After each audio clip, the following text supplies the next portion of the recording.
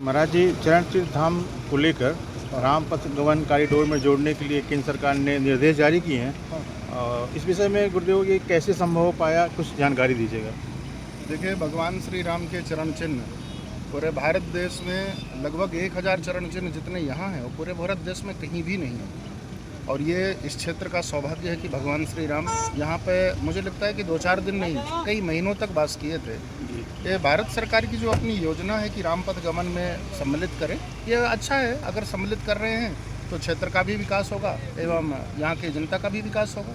क्षेत्रीय लोगों के लिए काफ़ी एक व्यवसाय भी मिलेंगे।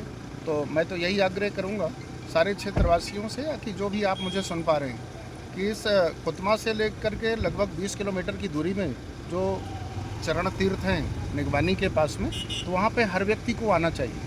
और सबसे बड़ी बात तो मैं आपसे ये कहना चाहूँगा कि भगवान श्री राम की जो बैठक शिला है, जो लगभग 18 से 20 टेम्परेचर में जून के महीने में भी रहती है, इतनी गर्मी महीने में, तो उस श्री राम शिला का दर्शन अवश्य करना चाहिए। कई देवी देवता भी प्रकट हो चुके हैं, हनुमान जी महाराज प्रकट हो चुके हैं, गणेश जी प्रकट हो चुके हैं। तो उनके दर्शन करने से क्षेत्रीय लगभग सैकड़ों लोगों की मनौतियाँ पूर्ण हो रही हैं और आपको भी करना चाहिए। और श्री राम पथ गमन में अगर जोड़ रहे हैं तो स्वागत है, बिल्कुल जोड़ें। आने वाले समय पे यहाँ वैदिक शिक्षण संस्थान खुलने की भी संभावना है गुरुदेव। हाँ, हम तो यही सोच रहे हैं कि वैदिक शिक्षण संस्थान एवं गौशाला अगर हम यहाँ पे स्थापित करते हैं तो गौशाला के माध्यम से जो बेचारी धक्का खाती हुई गाय यहाँ वहाँ भटक रही हैं, लोग अपने घरों से डंडे मार करके निकाल देते हैं, तो उन गायों का एक संरक्षण उसी जगह पे होगा जहाँ पे भगवान श्री राम ने वास किया था, चरण तीर्थ में। एवं वैदिक संस्थान अगर खोला जाता है तो जो यहाँ सबसे बड़ी समस्या है धर्मांतरण की, छोटे छोटे गरीब लोगों को बेला फुसला करके थोड़े धन दे करके उन्हें जो धर्मांतरण किया जा रहा है वो धर्मांतरण रुक जाएगा।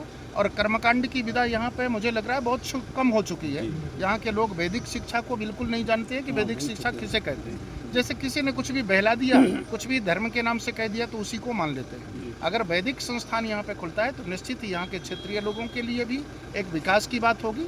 और जो हमारी वैदिक परंपरा है, पौराणिक परंपरा, उस परंपरा को सारे क्षेत्र के लोग जान पाएंगे। इनके माध्यम से संभव हो पाया गुरुदेव राम पथ गमन जोड़ने के लिए रेउसा का नाम कैसे गया ऊपर? रेउसा का नाम तो देखिए, हमने तो जो न्यूज़ वाले हमारे पास आए तो उनसे हमने आग्रह किया।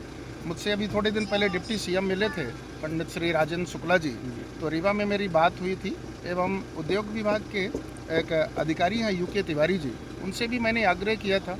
शहडोल कलेक्टर से एवं अनूपपुर कलेक्टर से भी मैंने ज्ञापन दिया था कि इसको जोड़ा जाए राम पथ गमन में, जिससे कि क्षेत्रीय लोगों का विकास हो।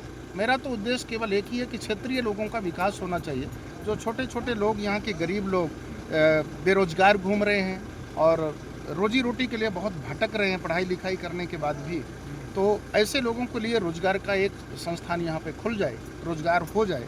इसके लिए मैंने कई बार कलेक्टर महोदय से एवं विधायक जी से भी मैंने आग्रह किया था, यहाँ के जो मंत्री हैं।